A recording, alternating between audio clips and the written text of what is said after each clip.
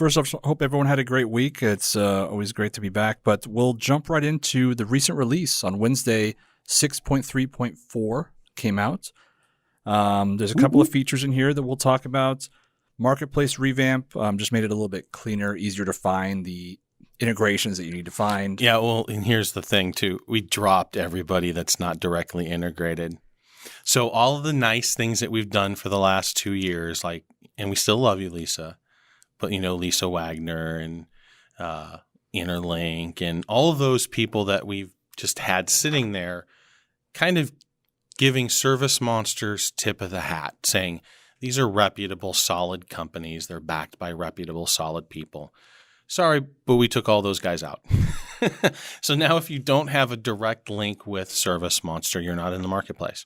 And if you're not in the marketplace and want a direct link with ServiceMonster, well, there's a link for that too. And so on the bottom of that page with the cleanup, you'll be able to suggest people that you think would be good integrations for us. There's a number of different ways we can approach it. So they can integrate using our amazing API. Our Zapier library is constantly growing, so they can put themselves in Zapier. We can work together to make that happen. Or there might be a case for direct integration, like what we have with SendGym. QuickBooks is a good example, right? Where you're doing things in the product to cause things to happen or data be moved into another system. So if you think that we're missing somebody, go ahead and throw them in. They do go through an approval process. We have a committee that says, yeah, no, this is like the 20th, we'll get your reviews connection. I mean, and we've got some good ones, ResponsiBid, right? We listen to the audience, our clients, and the industry in general for those few companies that actually shine, right? Ryan Kittering is another example where we say, yeah, because ServiceMonster has we've worked really hard to make our brand reputable. Right. And people, I think, really look at us as authority in a lot of ways. And so when we give somebody a attaboy, it's a big deal. And we're certainly horribly silent about others within the industry. Yes. So anyways, nothing personal on the companies that had been removed that were in there before. Consider it just a little, we gave you a nice ride for a couple of years. Now it's time to take you out. If you're not directly doing integration or pushing and pulling data, then you don't belong there. And so the whole cleanup was kind of centered around that fact. Yeah, it was hard to find some of the integrations. Like if you're looking for Broadly or something down in there and you're sorting through and there's this bunch. Yeah, I just wanted to make it easier for the user. And then they had searches and categorizations, but now it's just even easier. Yep. Another big one that really was kind of a small touch point, but like we talked about in the meeting, it's actually a pretty big deal, is that line item description, expanding that. So you can have a super detailed description, and if it went past a certain point when you were looking at it, you can only see certain sections at a time. So now you can just expand that window and see everything you have in there. Expand what window, Adam? The window that is in the sidecar. Ah. That side panel. Does it stay that way? Now you're going to say no, and it's going to ruin the whole feature. I believe it does. Like you just lied. You just expand it, right? I was playing with it yesterday, but I'm freaking out now. You put me on the spot. No, I was playing with it yesterday, and when you expand it, like the whole window itself stays in that, and you can shrink it. Right. I mean, it's not the most line items fit, right? So it's not the most horrible thing if we don't have it to be sticky. Although we should probably throw that in there as a feature. So, and I'm guessing that it's not just because I know how and now he's looking. He's going to go punch it in right now and kind of check it out. No, he's just pretending and typing into the document because I see it on editing on this side. I would never do that, Joe. I love it. Very good. Yes, so you can expand it so you can read it without having to try to scroll on the dang thing. Yep. And yell at us on SMUG if you want it to be sticky. So we also had some bugs that got addressed.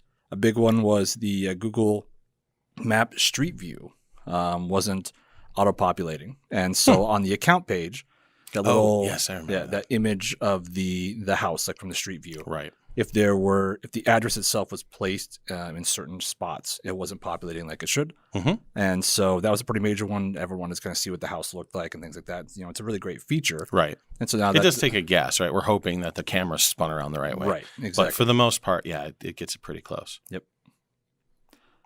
We also had that visual bug that's been talked about on SMUG quite a bit. So our SMUG users are going to be happy to see this, that if you were scheduling a certain time period, visually it was cutting off the last little bit. Like if you schedule an 8-hour job, it would only show it on the schedule for 7.5, even Right. though everywhere else it was indicating that Yuck. it was the full job. So Okay. that was a major one. I'm glad no one listens to these shows right now. That's a feature that's like visual cue that's a half an hour off at certain time periods is kind of a big deal. So Oh, yeah, it got some pretty major push in SMUG, and like we definitely made sure we got that fixed and addressed quickly. right. Of course, this will be the show that's got 5,000 listens. If we get 5,000 listens, I think it's worth addressing that because Well, it's done now, right? Yeah, It's gone. done. Squished. It's squished. And I think the other thing that was related to Google was occasionally the route line wouldn't populate. It would have the flags on the map view, Right. and it wouldn't populate that like third or fourth route line to separate them all out. And so Matt went in there and addressed that issue, and so that's also resolved. Very good. So a lot of stuff tied to Google in this Right. one. And keep in mind, too, guys, that a lot of these bugs aren't like always happens every time. In the testing environment, they seem to be fine. Then they get out in the wild, and then 10% of the population experiences some weirdness. Yep. Right. So there's always that. Most importantly, though, I'm going to hand this off to you because I know you're excited for it. Solve the server hang-up issue. Yeah. And we talked about it last week. And at that point, we knew the symptoms, not the culprit. David found the culprit, and it was ServiceMonster's code base itself. So hoorah, we're able to take care of it, not have to chase somebody down off the API. Just killed it. And then it took a little bit for the JavaScript files to update across all clients, but we've had no issues since. And David still is working on the server upgrades, which he's gotten farther on. So I think his clones are about done. And then the IIS upgrade that'll roll out as a result of that. He also tidied up a handful of queries on the home screen. I think they were built to get it done, and we built specific queries for the data we're pulling for the home screen now. So should be much more snappy in that regard. Very cool. Yeah. As always, guys, you can see the full list of features and bugs that were addressed on our blog. All the release notes are on there. This week in SMUG, there was really a lot of just feature request stuff, and then a couple of those bugs that some were addressed, some weren't. Paul was talking about a week view, like we have our day view. If some of our users aren't aware, you can toggle on a kind of revenue tracker, whether it's route-based or like the total day-based. Right. He just kind of requested that week-based. So I thought it'd be nice to, it's a solid request. It's an easy request to do too, right? We've got the column for it. So, and just to clarify, so on your schedule, you've got a route, and then those routes have jobs. So it totals up all the jobs that are on the route. And then at the top of your schedule, where that little route guy is, it has the total for that day. So totaling that whole up for the week on that schedule without having to run a report was the request. Yep. And again, I think we have the room, and it certainly makes sense. So Yeah, that's a feature that since it's been implemented, got a lot of positive feedback on it. absolutely. So Yeah. So the next one was kind of a funny one with the checkmate GIF of yours, but Paul had mentioned talking about the invoice page and how the link on the text object, the HTML, was coming up It a little spits funky. out at HTML and then the text. Yep. And the link. And the link is clickable. So my comment was just remove the HTML. And then his response back to me was kind of like, this was generated from ServiceMonster. It was from the template's blank. I just put the link in. So checkmate, Paul, you win. Yep. And so I assigned a tracker, and they're going to work on the SMS templates that just spit out the clickable link. The nice thing about it, too, was it generated a lot of commentary about the feature itself. And it's On how they're using it. Yeah, exactly. Right? So they're asking for payment up front. Ba-bing. Yep. And so if you guys aren't aware, if you integrate with Authorize.net or with Stripe through our marketplace, which we Just cleaned up. Yep.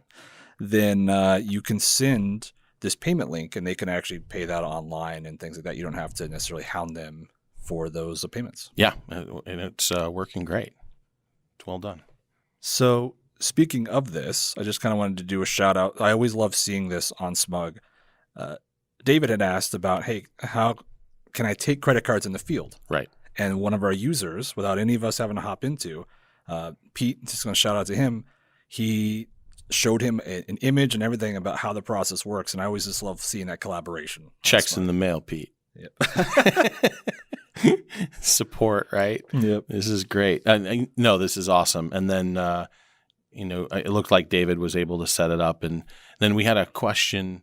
It was very similar vein a couple of days ago. Someone hit me up directly, and I didn't have time to get to it. In 10 minutes, he figured it all out, was all connected, had the online payment form working, had online. I mean, it was, a little trepidation at first, like, oh, how am I going to set this up? And then, once you connect those two pieces, if you're using Authorize, it can be a little bit, you got to go deal with your merchant. Right. And we should have a whole podcast talking about credit cards. We really should. So, but ideally, once you get those pieces hooked up, you're good to go. And it's very clean. And then everything just turns on in ServiceMonster. So it's nice. Yeah.